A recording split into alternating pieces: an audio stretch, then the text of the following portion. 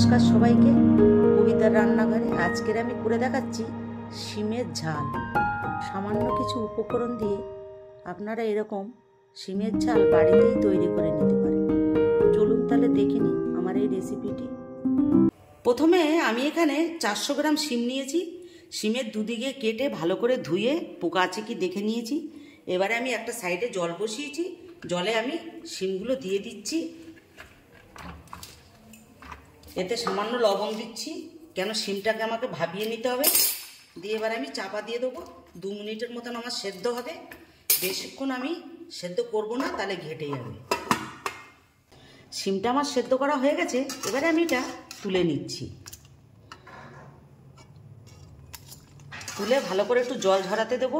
ঝরানো হয়ে গেলে আমি এতে নুন হলুদ মাখাবো। এরপর আমি নুন হলুদ মাখিয়ে নিচ্ছি। এখানে আমি সামান্য পরিমাণে লবণ দিয়েছি, কেন সেদ্ধ করার সময় লবণ দিয়েছিলাম তো, ওই জন্য।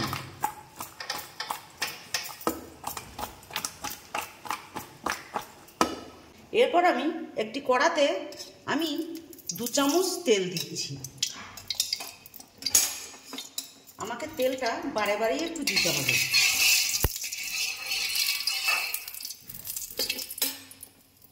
তেলটা আমার গরম হয়ে গেছে, এবার আমি শিমগুলো দিয়ে দিচ্ছি।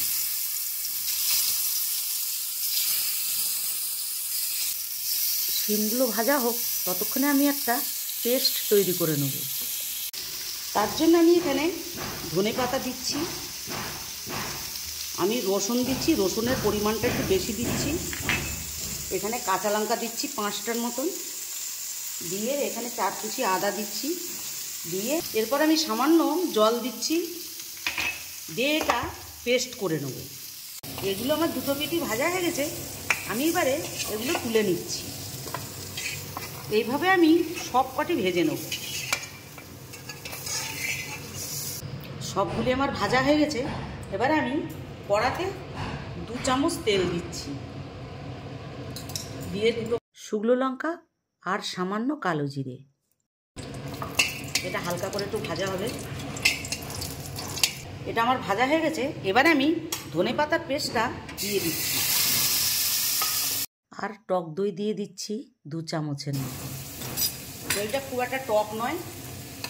এটা দিয়ে এবার ভালো করে ভাজবো। এখানে সামান্য লবণ দিচ্ছি, হলুদ দিচ্ছি, সামান্য লঙ্কার গুঁড়ো দিচ্ছি। দিয়ে আমরা ভালো করে ভেজে নেব। এটা আমি 3 মিনিটের মতন ভেজে নিয়েছি। দেখুন মশলাটা দিয়ে তেলও ছেড়ে দিয়েছে। এবার আমি সামান্য একটু জল দেবো, দিয়ে মশলাটাকে ভালো করে মিশিয়ে নেব। আমি এর ভেতরে সামান্য একটু চিনি দিচ্ছি।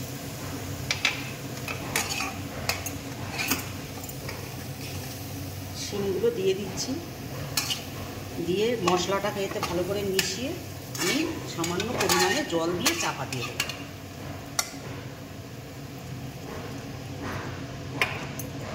এটা আমার 2 মিনিটের মতন হবে, বেশি হলে গলে যাবে।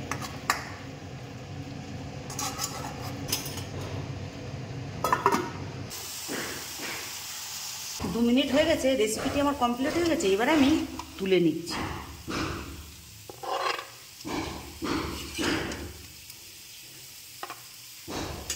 আপনারা এরকম শিমের ঝাল করে খেয়ে দেখবেন। ভালো লাগলে অবশ্যই আমার চ্যানেলটিকে লাইক শেয়ার সাবস্ক্রাইব করবেন।